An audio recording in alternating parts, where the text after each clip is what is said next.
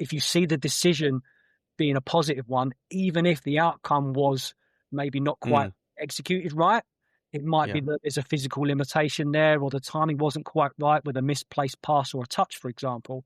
But you saw the intention being positive. You know then there's something there to work with. So encourage it, praise it. Then the kid knows what they tried was right. And over time, as they develop physically, it might be then that they can execute that long pass, for example. But the decision is key with their game insight developing in the long term. Welcome to Coachcraft. Today's guest is Paul Berry. Paul is a UEFA A licensed coach developer who currently works as head of coaching for the foundation phase at Crystal Palace FC. He's also a children's book author who writes about growth mindset and emotional resilience.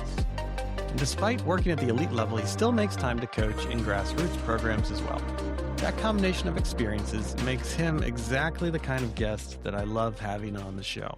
The foundation phase, those years up to age 12, is where kids can either develop a lifelong love of the game or they can lose interest entirely. It's where technical skills get wired in, and it's where emotional resilience and a growth mindset start taking shape. In this conversation, Paul and I talk about what makes this age group unique, how he thinks about feedback and praise, the connection between his children's books and his coaching, and what grassroots coaches can learn from elite academy environments, and what they should ignore. And now, my conversation with Paul Berry. Paul Berry, welcome to the Coachcraft podcast. Great to have you here. Alf, many thanks for the invite. And yeah, really looking forward to the conversation. So thanks for having me. Great. Well, it's great to have you here. For those of you who are watching on video, Paul showed up in a New York Yankees cap, and I had to tell him, coming onto a podcast, that's done by a Bostonian, you really got to be careful about that kind of thing. So we're still gonna have this, despite this, this little faux pas, I guess, at the beginning here. But anyway. I've gone for fashion over prior knowledge of American sports. So yeah, big apologies if I've offended you. Now, you did assure me that it was not out of a love of the New York Yankees, but it was more the fashion. So just for a love of the NY Caps. All right. Well, I'll move beyond it.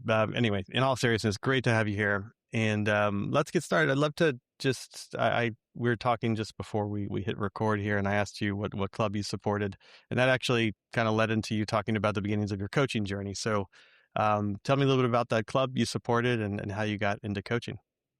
Yeah, so where I live in Essex, which is about an hour and a half out of London, my nearest club is a club called Southend United. They're about 20 minutes down the road. And as mentioned before we hit record, it's probably my closest link as a kid into the professional game. They've sort of been up and down the leagues over the last sort of 30 years or so, promotions into higher leagues, relegations into the lower leagues, maybe the odd FA Cup sort of win and run here and there. But yeah, as far as my experience, really, it was during work experience when I was in year 8 at school, which is when I'm about sort of 13, 14 years of age. I think 14 years of age. And I organised a week at the club as a YTS apprentice. So YTS meaning sort of youth trainee scheme. And that involved, all the things that trainees at that time would do, such as cleaning the boots of the first team players, sweeping the changing rooms, organising the footballs and the bibs and the cones on a training morning. All the glamorous work. Yeah. All the glamorous stuff that, as I'll probably get to later, has really put me in a position to have gratitude and appreciation for the clubs that I've worked at since I've got involved in football coaching as a profession. But at Southend, yeah, loved it. Spent a week there. Real eye-opener into what a professional environment looked like. Got a part-time role on the back of that when I was, I think it was a year later when I was 15. I used to go in there on a match day and control their electronic scoreboard. So type all the scores in on a prehistoric little computer, flash it up on the screen. It was the worst scoreboard in the world. It was, I think, one they took from the town centre with half the bulbs missing. And it wasn't great, but a brilliant little job. And I got to know some of the people, cameraman, the tannoy announcer. My cousin used to run a little sort of a bacon roll stand up in the stand somewhere. I used to go and see him. So it was very much a family club. And one that I grew up always sort of being close to. Yeah.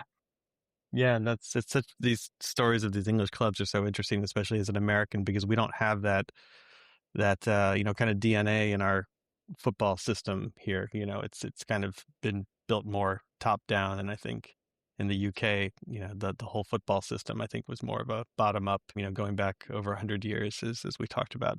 So anyway, great story. So that was your introduction into club football, into professional football, and then yeah, talk if you can about your journey into coaching from there. Yeah, so from that sort of time, being like in my mid teens, wondering what to do as far as sort of leaving school, what education pathway to go down. Was always very keen on PE. Did GCSE PE, progressed into A level PE, sports science. I was always very interested in as well. My first sort of venture into coaching was a little bit of chance. If anything, it was just something that in the local newspaper there was an advert for a coach education course, and my mum Mm. spotted it. It was the Essex Chronicle, which was a county-based newspaper that we used to get. I'm not even sure if it's in publication anymore. And I think I was 17 at the time, and she said it was only a couple of £100. It's obviously way more expensive now, and it's changed as far as the way it's sort of constructed as a coach education sort of CPD and as a course. And I thought I'd give it a go. Didn't have anything to lose. I thought it would tie in nicely with my school academics. Loved it. It was essentially like a level 2 course. I had to then go and do some work experience at a local grassroots club. It was called Rittle Miners. They're still going now. It's based in Chelmsford, about 20 minutes down the road. So I used to volunteer on a Saturday morning, come back from university and do bits and pieces at the weekend. Was with them for like 5 years and worked with all the age groups. Again, always as a volunteer. There was no sort of financial, wasn't earning any money, hourly rate, Mhm. nothing like that. And that's what really I got the bug for helping young people and got to sort of observe those that were more established at the club. Got to sort of trial a little bit with session design and try some ideas out.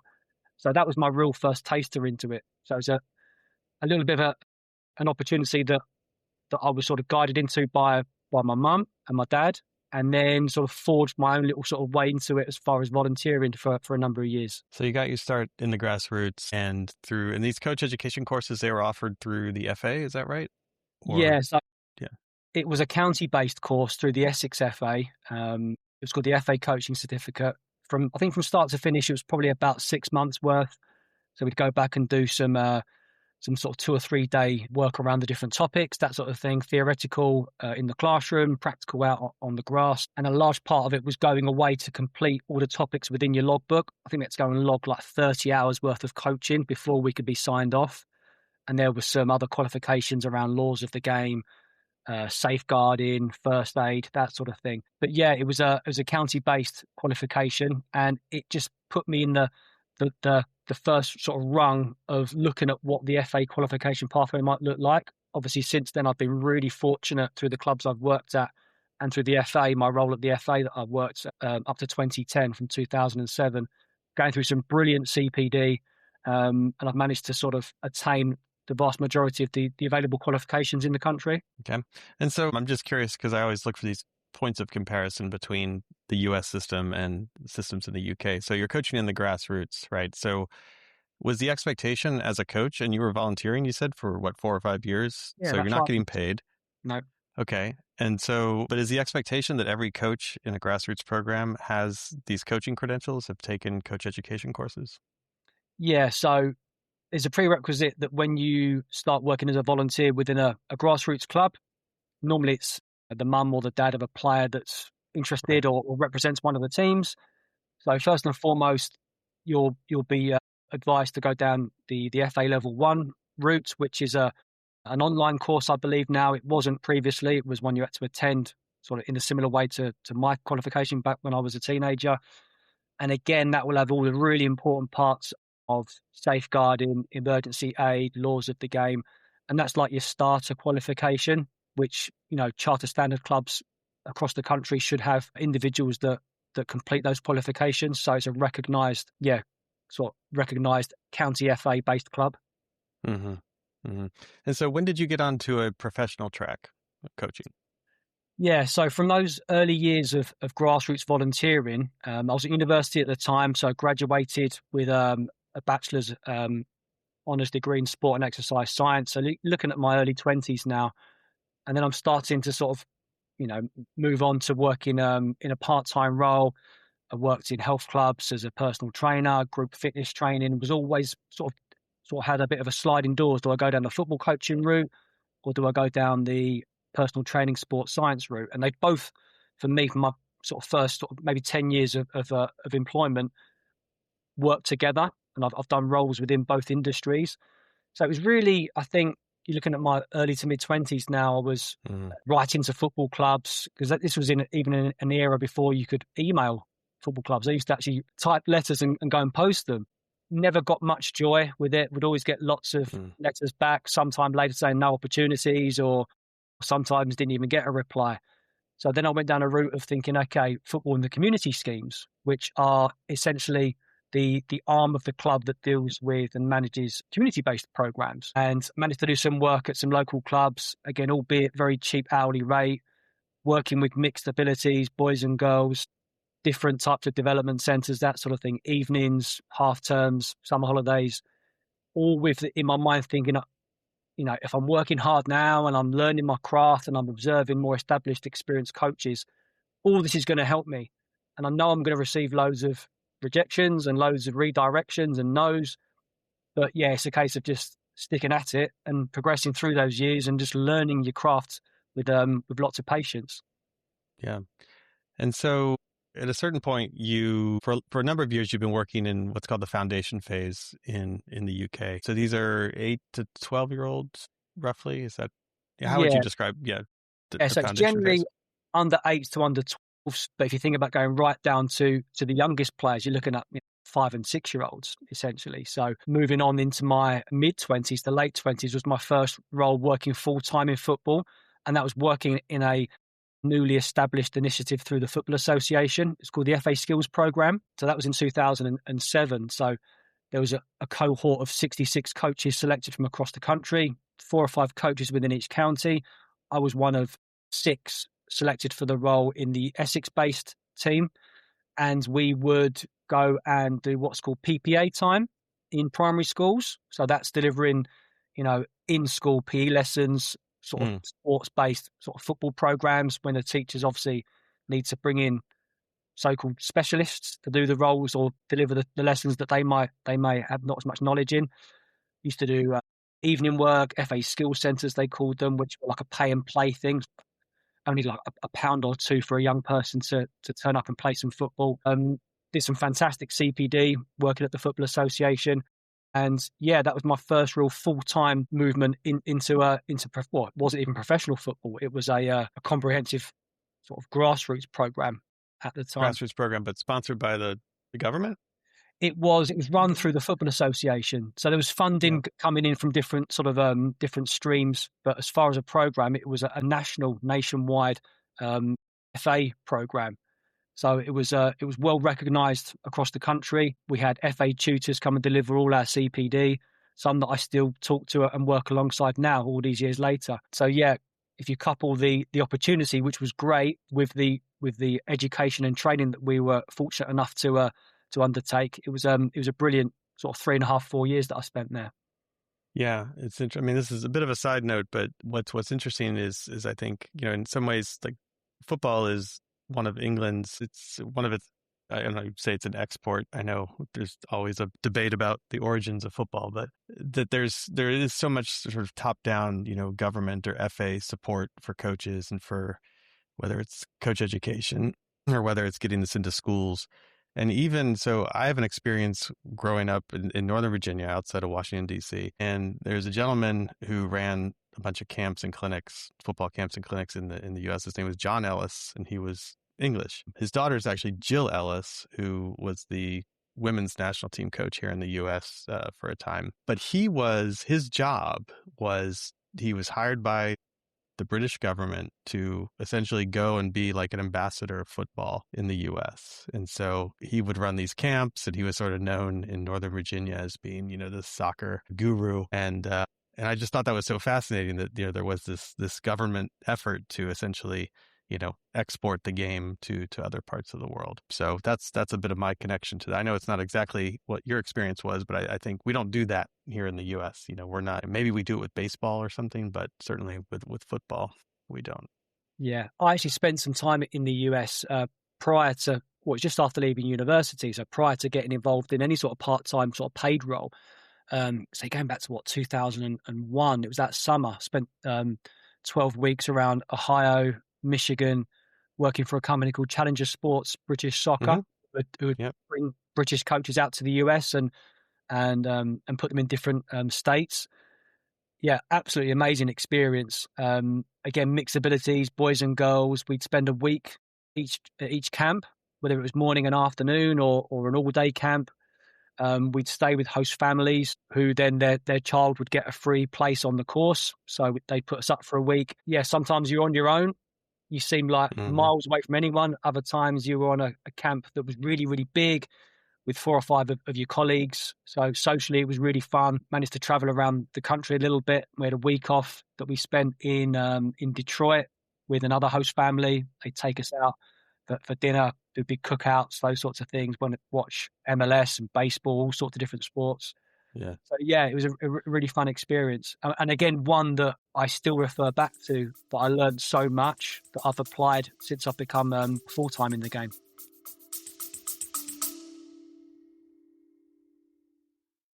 Hi, just a short break to thank you for tuning into the Coachcraft podcast and a reminder to head over to coachcraft.info. That's Coachcraft, one word, .info, and hit the subscribe button for the Coachcraft newsletter, where you'll get some great content in your inbox for youth coaches of all levels. Mostly focused on soccer, but plenty of great insights, tips, and recommendations for coaches of all youth sports. That's coachcraft.info.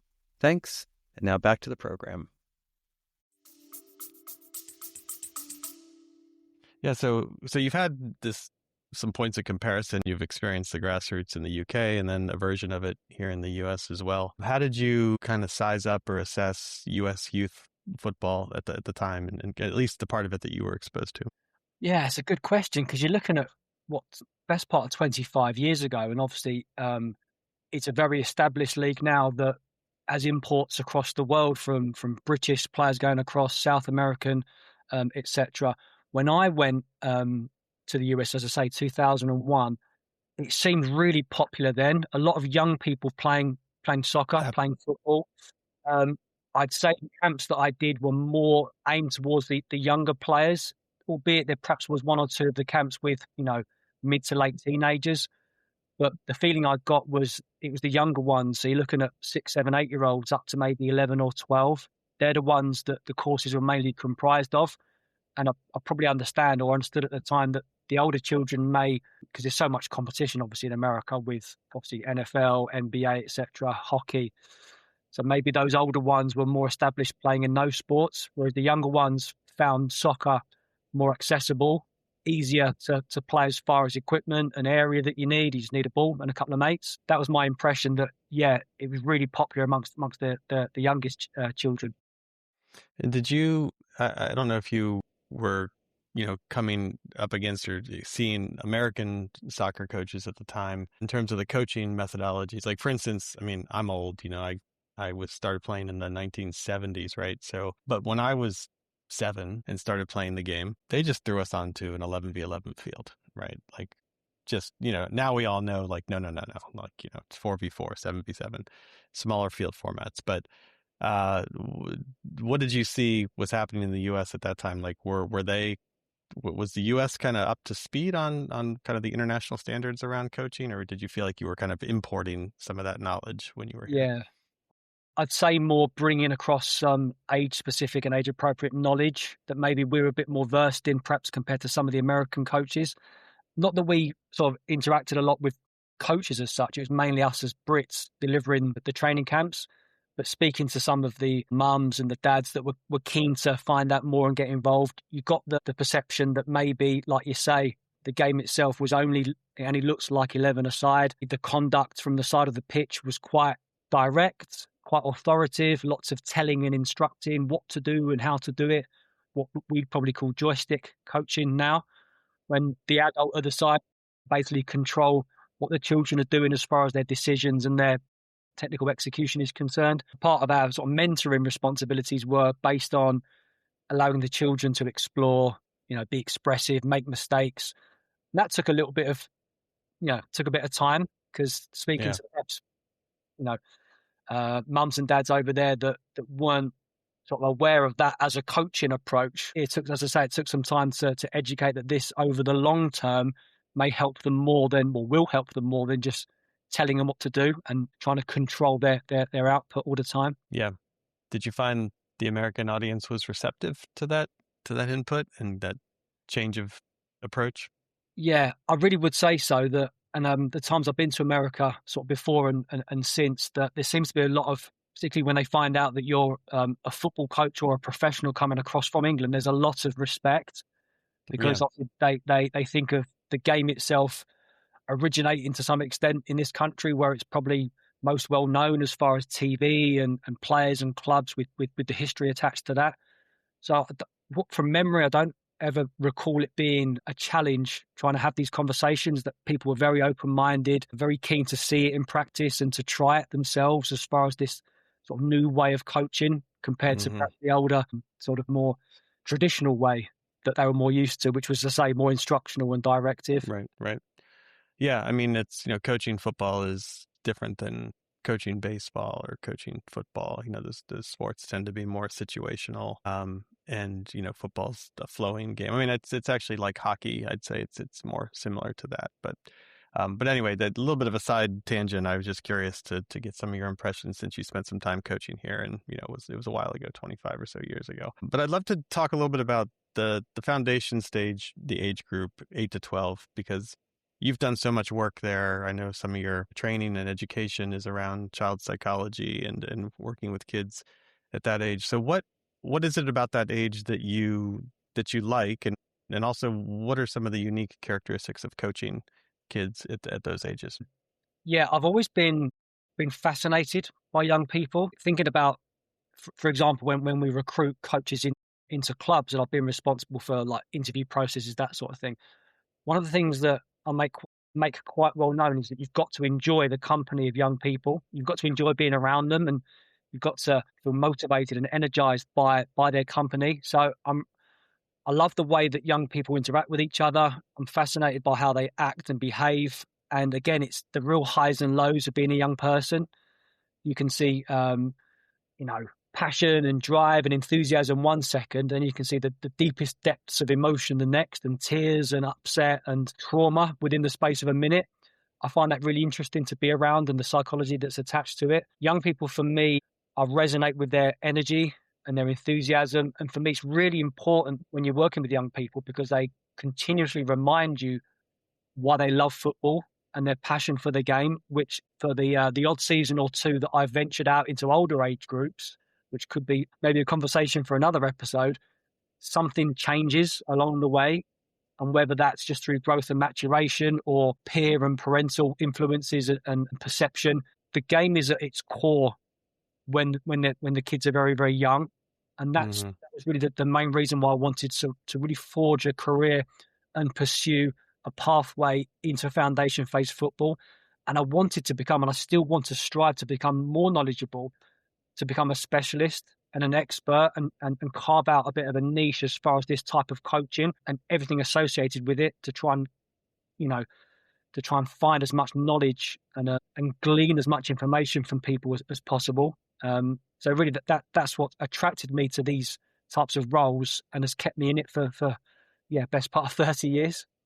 Yeah, so I've done some work, at these age levels as well, and still do. And, so in terms of some practical, I guess, perspective or wisdom, even for coaches who are coaching kids at this age. And you mentioned like just the emotional nuances of the experience of an 8 to 12-year-old, and kind of the highs and the lows, and you can see it, appear within very short periods of time. So that obviously there's a different mindset as a coach to be working with kids of this age. What's some advice you have for coaches as they're working with kids, at these ages, also where there's so much football development happening, right? Just core skill set, the hardwiring of the nervous system, and these, you see kids can, one season show up looking like this, and then, 6 months later, it's like, wow, this kid is, clearly progressed, at a rate that's surprising. But like, how do you orient around these kids, and what's some advice you have for coaches?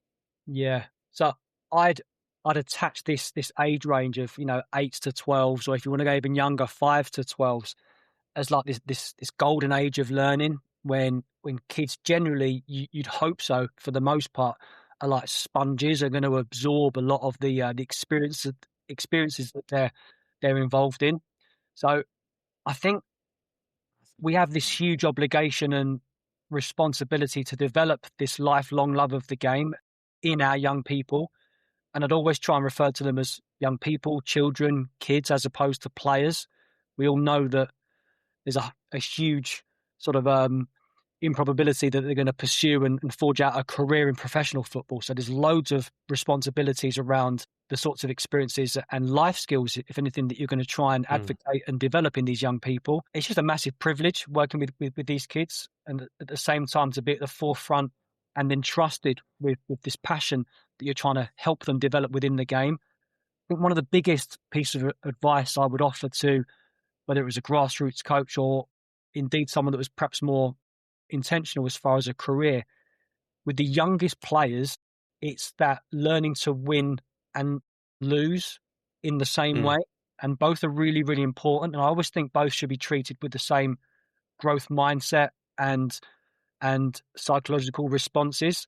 So I'd always say we need to try and win with humility and lose with respect. And some people say, well, is it winning? Is it development? How do we differentiate between the two? It's just both. Just embrace both. You're going to develop yourself as a practitioner, and the kid's going to develop through winning, through losing, through facing adversity, through having success, through experiencing failure. I read Eddie Jones's autobiography some time ago, the rugby coach, and he said, one of his quotes from the book that I wrote down was, don't let success go to your head or failure go to your heart.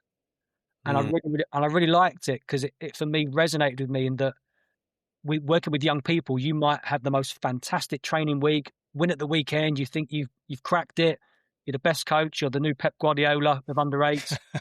And then the next week, it's completely different. The kids are all over the place, behaviour could be an issue, you lose your game at the weekend, and then you think you're the worst coach in the world. And the previous week is a long forgotten memory. Both are great, both are really valuable part of the experience. Yeah. And it's part of the journey of being a youth football coach of these age groups that you've got to experience and go through these big highs and lows, but treat them both with enthusiasm and treat them both with patience and tolerance, knowing that all these experiences are going to help you develop and in turn help the kids experience what it's like to be a young sports player. And hopefully it's a sport they're going to play until adulthood, to give them all these opportunities to experience these different things when they're young. Yeah. One observation I have from coaching this age group, I'm curious if you would agree with this, is that progress and development is not a linear process. And, you said that kind of you're up one week, you're down the next week, but do you agree with that you sometimes it maybe feels like you're even going sideways with these kids? And kind of how do you think about that? And, is there sort of a short-term viewpoint? Is there a long-term viewpoint of looking at developing players at this age? Yeah, I think it all comes down to what you deem success to look like and feel like as a youth football coach, and then in turn, what the kids perceive that to look and feel like as well. If you only box off success and winning as winning your game at the weekend, then you're going to struggle. You're going to find education difficult. You're going to find coaching difficult. You're going to find the way that you interact and try and lead sessions and training programs challenging, because you're only, boxing off the outcome at the weekend as a gauge of success from what it is you've worked on in the week, for example. So I'm always thinking about how we reframe what winning looks like. And winning for me might be a young player that has an opportunity to train and play across in an older age group, because you think physically or maybe psychologically that's the best stretch point for them. That's a win for me.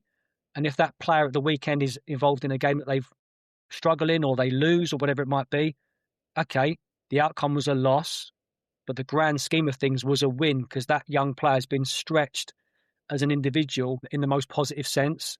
So I think it's finding those little mini wins along the way learning from a session, maybe that didn't go particularly well. Why didn't it go well? Okay, maybe the kids were waiting too long before their next go at a particular action. Maybe I spoke too much. Maybe there wasn't as much variety, or it could have been more playful. Right, let's go back and reflect. Let's look at those things and let's work on them for the following week. That's a win as far as being a coach. So it's using those terms of success and winning and trying to intersperse them with different things away from just an outcome of a game.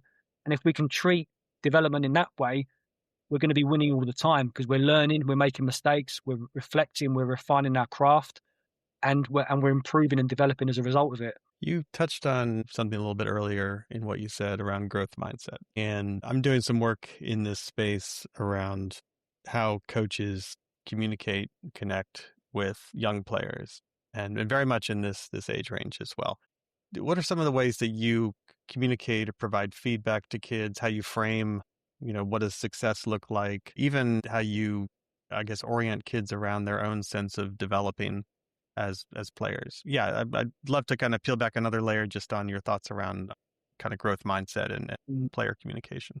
Yeah, so when I think of this type of topic, I think around the areas of feedback, of discussion, how to review and reflect performance. So for me, it comes down to if I'm in session and the ball's rolling, I'm thinking of different types of feedback that can be offered in the moment. So I call it a noticing statement. So that could be a well done, keep going, good stuff. And some coaches might deem that to be a little bit of background noise, but it definitely has a place because the kids then know that you're there, you're observing, and you're seeing good practice, and you're observing it, and you're making sort of positive reinforcement of it. There's that versus more specific and intentional feedback. So I've developed a little acronym and a little model that helps with this called USP. So the U standing for in an interaction using the player's name, and that's powerful as far as you think of an 8 or 9-year-old that hears their name in a positive sense, and then what comes thereafter. So the U stands for using the player's name, build that connection immediately. The S stands for providing specific feedback based on maybe a decision or the execution of an action. So it's not too broad or generic. You've zoomed in on something that was great. And then the P stands for praising verbally and then non-verbally. The powerful use of eye contact, smiling, facial expressions, thumbs up, high fives, fist pumps, with maybe something along the way verbally as well. And that could only last maybe 5 or 6 seconds worth of a verbal interaction, but it's really, really powerful. You're catching kids in rather than catching them out. And that's something that we haven't always seen maybe on coach education courses, and that we'd only intervene and interact when something went wrong. But how about catching the kids in and making them feel really, powerful in that moment, give them some empowerment? I think that the biggest thing within this framework for me is that if you see the decision being a positive one, even if the outcome was maybe not quite executed right, it might be that there's a physical limitation there, or the timing wasn't quite right with a misplaced pass or a touch, for example, but you saw the intention being positive. Then there's something there to work with. So encourage it, praise it, use that USP model in that interaction. Then the kid knows what they tried was right. And over time, as they develop physically, it might be then that they can execute that long pass, for example. But the decision is key with their game insight developing in the long term. Yeah, USP. I love that. I'll be sure to use that one myself. So, but why is that so important, right? This idea of even if the outcome isn't a success in, footballing terms, why is that praise, that specificity so important for a young person as they're out there playing the game? And I mean, you want to encourage presumably, experimental mindset, a sense of, bravery, willing to try new things. But is that, I don't want to answer the question for you, but is that what's behind that praise and that specificity? Yeah, it really is, because that when you're involved in these types of age groups, playing sport, particularly a game like football, which is so random and is very much a transitional game, it's an invasion game. So there's going to be loads of turnover of possession, particularly with the youngest players. What does that mean, invasion? An invasion game would be, a football, a basketball, a rugby, a hockey type game that has territory involved in it. So you're trying to invade or attack a direction or a goal or a target or an end zone, and you're trying to defend and control your own end zone goal or target. Okay. And that's, for me, the link between a football, a rugby, a basketball. But these games are so random that for the youngest players, there's going to be so many mistakes. There's going to be misplaced passes or heavy touches, giving the ball away. So for me, we have to link in and have to sort of latch on to whatever we see that's positive and reinforcing intention over, for example, natural ability or outcome just has really, really strong development in the long term. If we're encouraging, hard work, effort, reinforcing positive decision making, then we know that we're trying to help that young person and their parent develop that growth mindset over the long term rather than, fixed mindset. We're only going to praise success when we see it visually. We're not going to challenge ourselves. We're only going to go with things that we know we can win. We're only going to go up against teams and players that we know we can beat. Okay, that might feel great in the short term, but it has no real long-term gain because at some stage you're going to play against someone that's better than you, physically more dominant than you, quicker than you. How are you going to cope with that if you've at no time in your younger years experienced it? Yeah. And when you look at parents watching from the sideline, watching their kids, and obviously, any parent has tremendous investment in their own child and they want nothing more than for their child to be successful.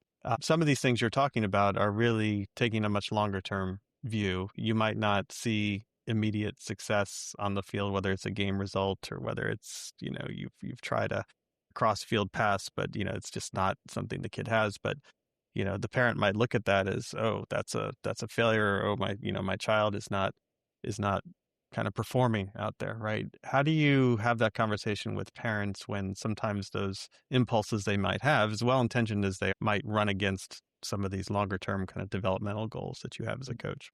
I think that the biggest conversation piece with the parent in this instance is that you should never, ever underestimate, as a parent, your reaction in a moment when your child or your son or your daughter has struggled and they look across to the sideline and see mum or dad with their head in their hands or looking away or visually looking frustrated. The impact upon the young person in that instance can be really sort of difficult. And over the long term, if that's the reaction they see and the response they see when they're struggling, that's going to be a difficult dynamic as they grow older. So we speak to the parents about, again, they're almost similar to us in a way that visually they have to look positive, smiles, thumbs up, good try, encouraging. Try and encourage the parents to not be on their phones or to be looking down at the screen, dealing with an email or off on a phone call through work. Be there, be present. Whether it's a 60-minute, 90-minute session, 2 hours, you're going to watch training, like support, and don't underestimate that any response from you does have an impact upon your child, even though what we're trying to help kids with is not become too reliant upon mum or dad. And when you score a goal or miss a goal or whatever it might be, if you're always looking across to mum and dad for that reassurance, that's all well and good when you're young, but there'll be a time when they're not there anymore. We think about the older age groups that we work with, 15s, 16s. The parents, they're not watching training anymore. They're sat in the restaurant having a cup of tea. They're out shopping or they're having a coffee somewhere. They've seen it all before. So that will be something that the kids experience by changing their experience as they progress through the age groups. So, try not to be too reliant upon mum and dad. But if you're mum or dad, be there, be present. Yeah. For your son or your daughter. Yeah, be present. So that's great advice for parents. We see it. I run a program with U10s here in Boston, and it's the parents have to be present. Like it's not a drop-off program. You can't just bring your kid and then go off and do something else. But at the same time, these are busy parents. It's the end of a long work day for them. They come. It's in some ways it's a time for them to have a little bit of a break, many of them. But I have to say, like it concerns me. It drives me a little bit crazy. A lot of the parents just along the sideline, and they're just, they're in their phones, and we don't want them on the edge of the field, trying to weigh in or certainly, shout instructions. Whenever I see parents doing that, I'm like, hey, you interested in volunteering? You might be a good coach. But that's the kind of other end of it, is that lack of engagement. And as a parent, there's a sweet spot in there between tuning out entirely versus leaning in, too far into the experience for the kids. And so I think you said it quite well. Be there, be present, be watching, be positive. But yeah, the extremes can be kind of toxic or negative for the experience of a child. So a little bit of a pivot away from football. You're also an author. You've written some children's books. So you're the first author I think I've had on the podcast.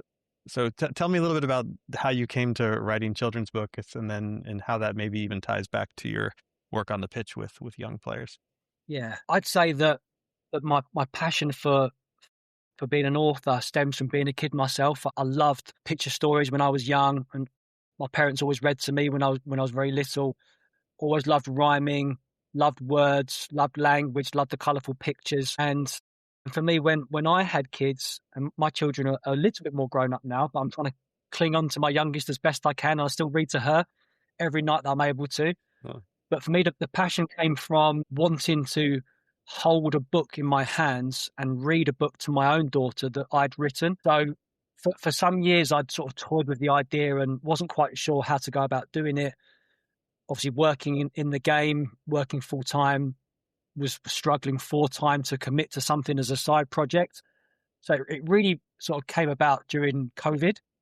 So, looking at back end of 2019, 2020, when we were all working from home, or we had more time than we'd often have when we were working full time. And I thought, okay, this could be an opportunity now to have a real good look at it.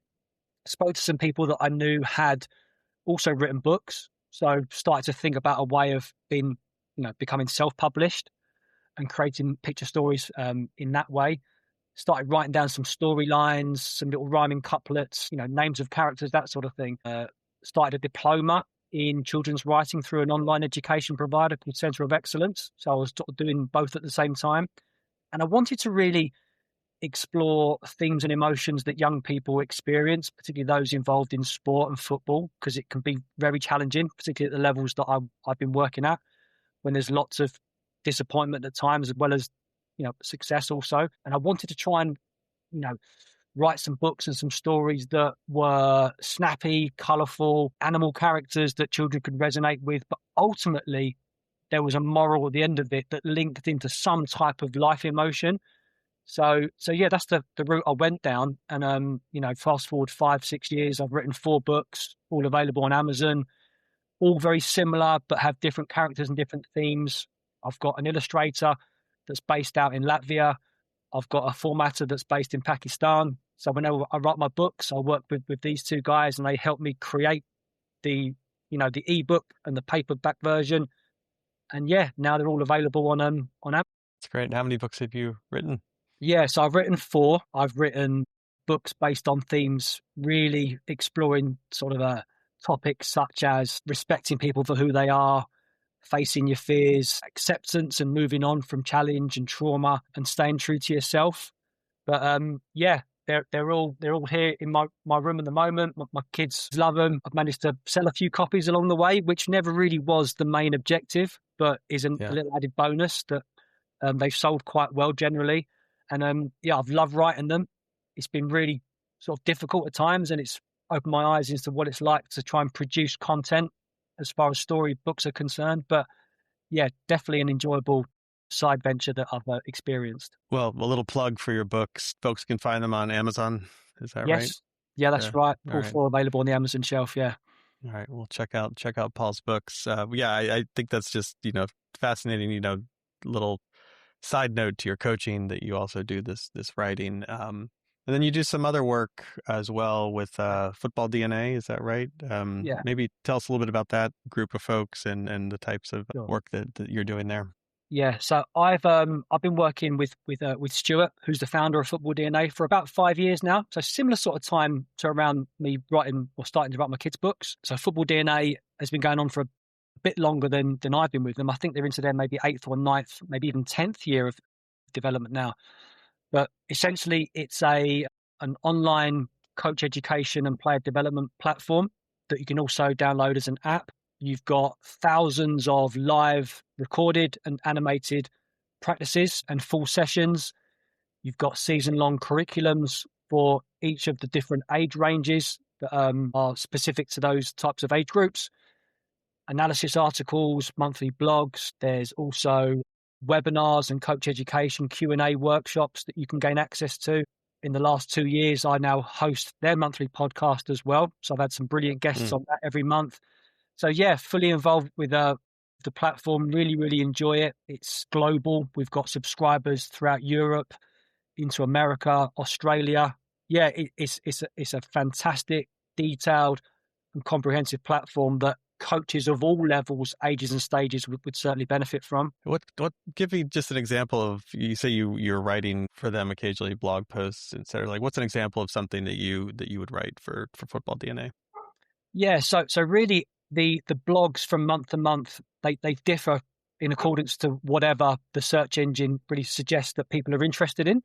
So as I say, I've been writing blogs for pretty much my whole time with them, nearly 5 years. Everything from 11v11 formation analysis to the use of storytelling in coaching, using metaphors and analogies for young players to resonate their learning in non-football contexts, technical development, defensive specific sort of articles, everything that you'd imagine a youth football coach working not with grassroots players but academy level and beyond would benefit from. Loads of variety. There's probably maybe 50 blogs on there, maybe more. So yeah, come out every month, and there's going to be something on there that would resonate with a coach of any age and stage and level. Great. Well, check out Football DNA. It's a great resource. I subscribe to it, read it myself. So it's it's an excellent resource for coaches. Last sort of theme here to touch on with you is, you've been working at really the highest levels of academy football, Premier League clubs, but you've also experienced and seen the game at the grassroots level, and really the majority of players and coaches, really the experience is there's more grassroots football than there is elite professional academy. So I'm just always curious to kind of explore these connections between the two and what the grassroots can learn from what these elite clubs are doing, how they're coaching kids, what applies at the grassroots level, what might not. But you've seen both, and you work particularly at these younger ages. What are some of those connection points between the two? I think firstly, to remain involved in grassroots football within my academy sort of roles has always been really, really important to me. As we've said, obviously at the beginning of this conversation, that was my first experience working in grassroots football in the local communities as a volunteer. So for me, it's really, really important to give back to the younger coaches now that are becoming established and trying to develop their passion for the game and forge a career potentially in football coaching, as well as work with the next wave of young kids as well.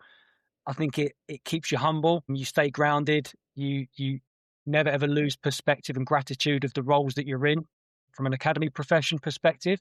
It reminds me also of how much young people love playing the game for just playing the game, with no eye on it being a potential professional career. Mm-hmm.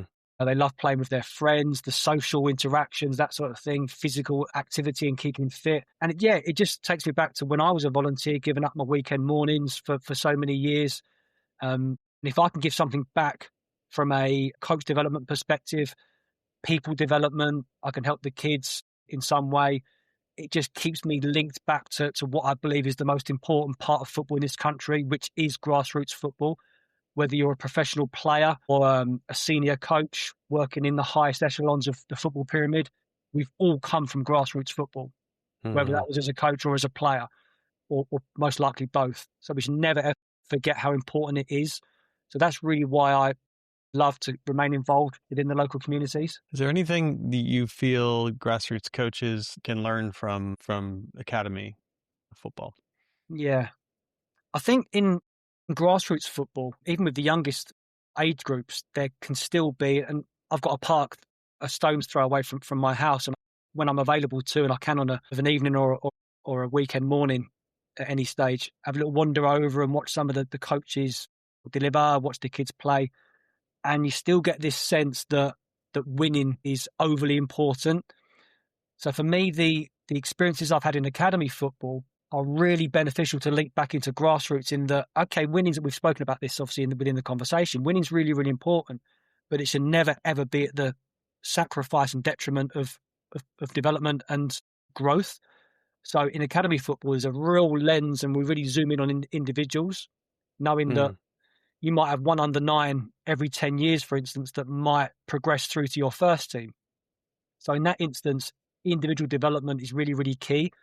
So it's training your eye in a technical and a tactical way to zoom in on individuals with that lens, rather mm, than try and think about developing teams. That for me is one of the biggest sort of lessons to try and educate grassroots coaches with, in that there's more to it than just putting out a team and trying to win a game of football. How can you make player X, Y, and Z better? How can you stress your striving player to get even better? How can you help and challenge your perceived lowest ability player so that they're still loving playing the game? That differentiation is really, really important.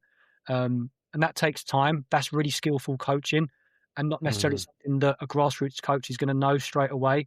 So for me, going back into that world, that's pretty part of my responsibility, I'd say. Yeah, that's really interesting. I mean, obviously football is a team sport. Every weekend you get a result, right? In terms of, did you win the game? Did you lose the game? Was it a draw? And it's easy to focus on that result. And it's also, I think naturally as a coach, it does lead you to this like team success idea, and even measuring yourself by your record at the end of the season or whatever it might be. But I've heard this as well before from other coaches, this idea of you're really, the individual is so important, particularly at these younger ages. And that you're really coaching a collection of individuals. There is an I in team in that sense. And as a coach, like, observation, I think you touched on it in your last comment, is so important, right? Is to really understand what you're observing when you watch these kids play, and then being able to speak to their own specific, unique individual development pathway that every child is invariably on.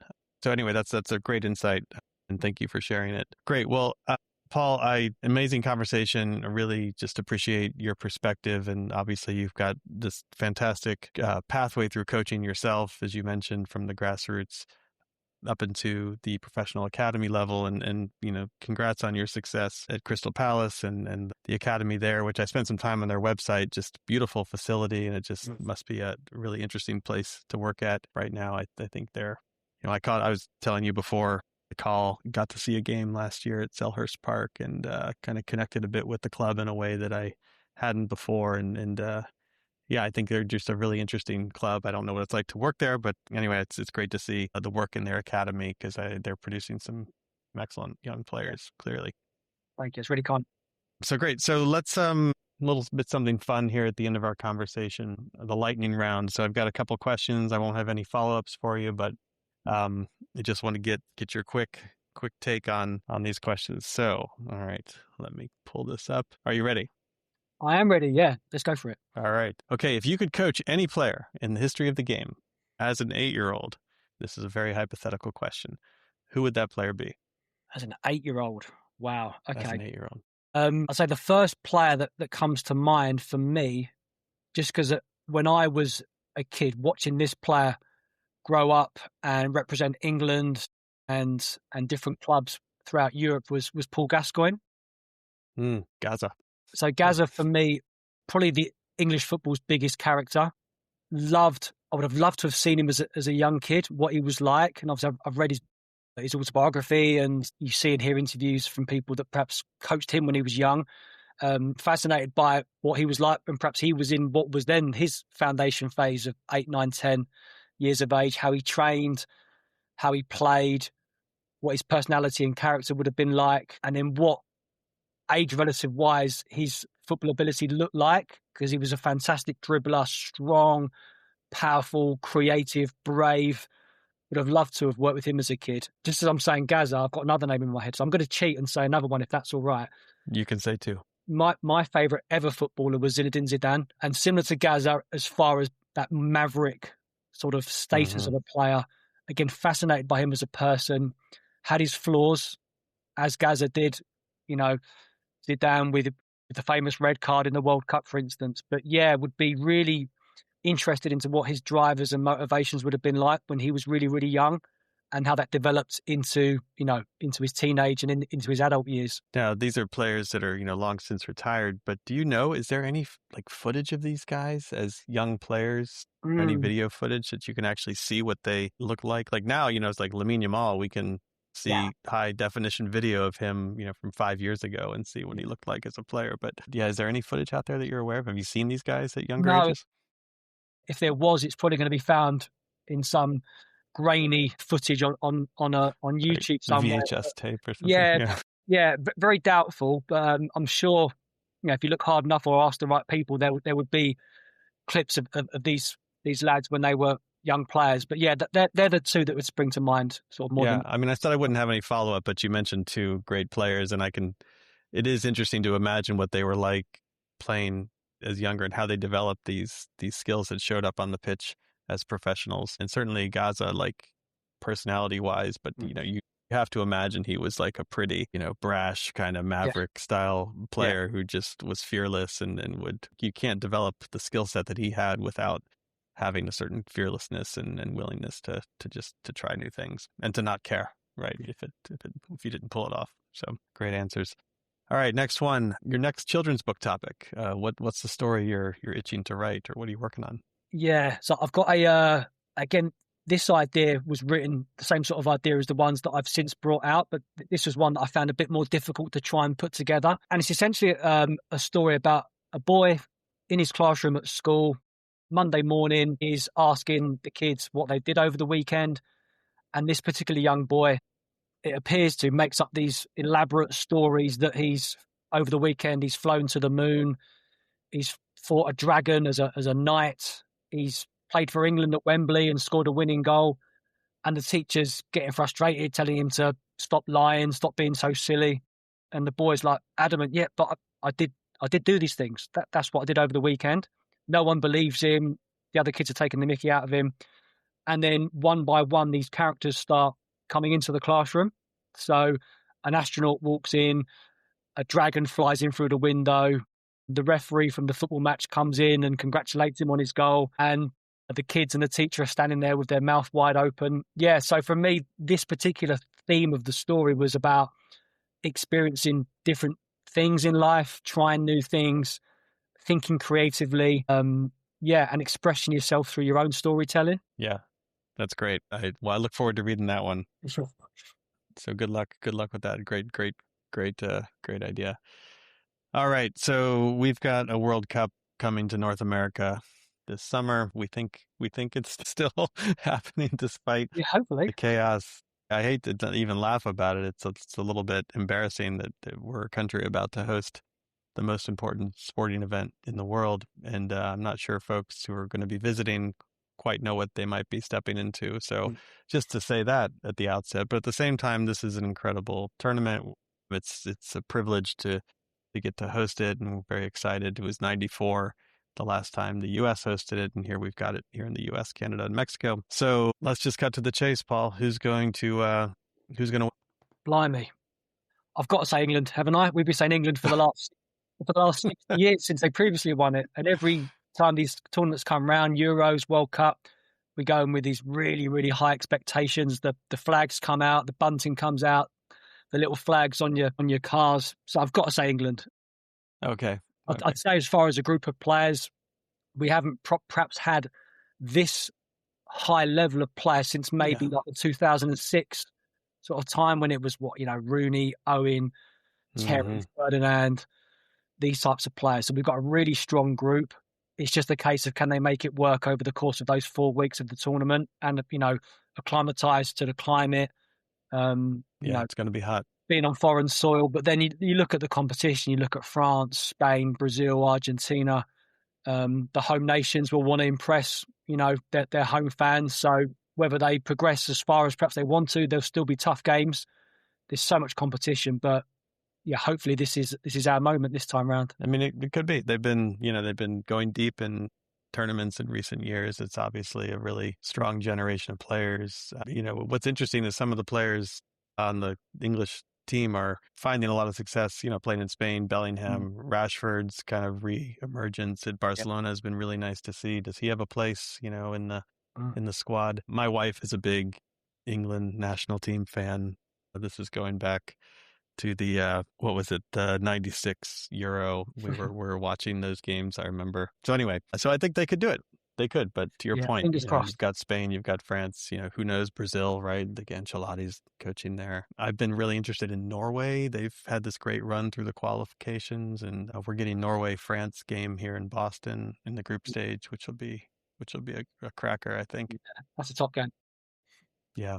And England plays Ghana here in Boston, so that'll be a good one to see as well. All right, so just staying with the World Cup for a second. So there's always, these kind of young players that maybe you didn't know about that show up in the World Cup and they have these great performances. Like I think Cody Gakpo for the Netherlands in the last Cup just kind of emerged out of nowhere, seemingly out of nowhere. Like who do you see as some young players that you expect to make an impact in the tournament?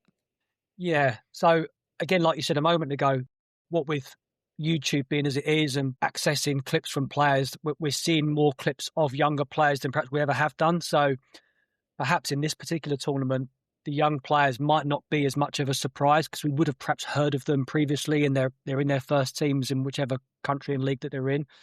For me, you've probably got Pau Kubasi at Barcelona, 19 years old, centre half, strong, outstanding on the ball, really high level game insight and tactical understanding, established in the Barcelona first team.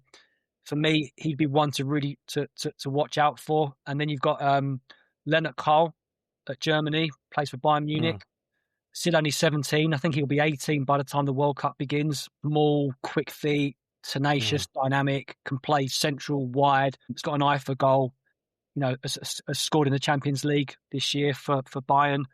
So right. Yeah, they're the two for me that would be worth sort of keeping an eye on.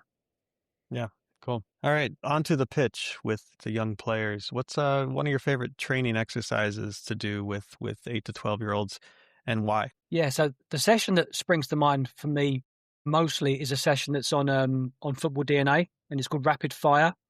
One of my most favorite games in that it is essentially just a game. Of course, there are some constraints based around the dimensions of the pitch, the territory, and the constraints and objectives. So yeah, it's called Rapid Fire. It's an attacking based practice that can be used as a development for long range shooting, close range finishing, but really easy to set up. Goal at each end, so it's directional. Keepers in goal, halfway line, which is really, really key as a reference point. You might have a 3v1 or a 4v2 in either half in favour of the possession team. So we say initially in this particular practice that the players are locked into their halves. So there's no sort of movement between halves to begin with, just to establish some sort of some easy learning at the beginning to keep it more simple.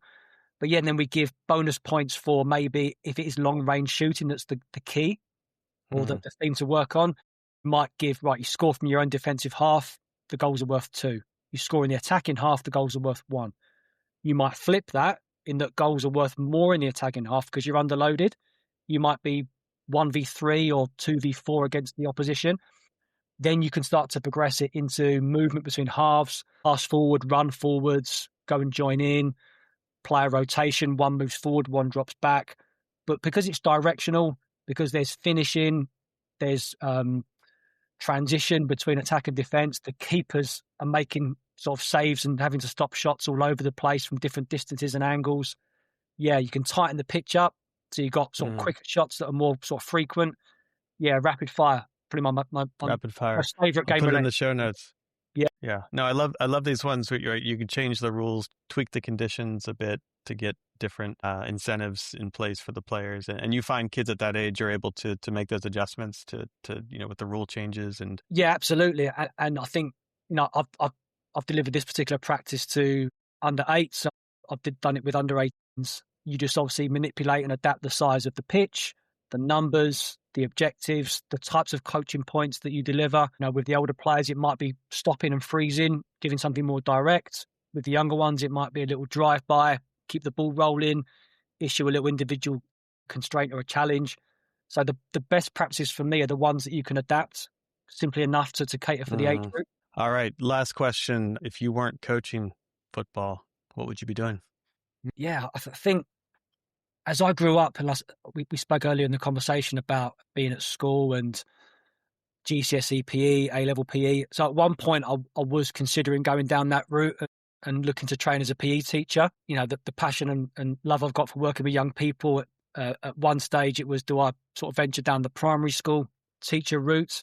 When I got a bit older, I actually went through the training to become a firefighter as well. Hmm. Went through all the training, all the physical tests, all the Really? psychological Wow. tests. Yeah, passed all that.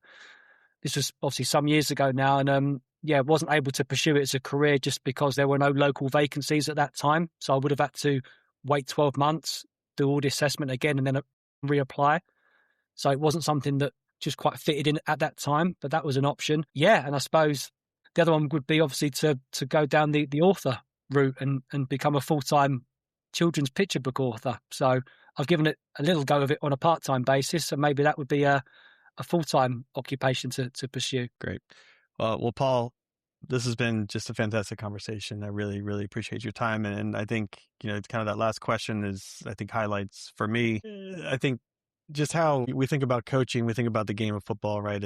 Sometimes is this like it's an encapsulated thing, but it's so connected to so many other parts of life, and particularly for kids, right? Like obviously you want to have good training exercises when you're working with kids, have the training sessions be engaging, have them be fun, have them be development oriented.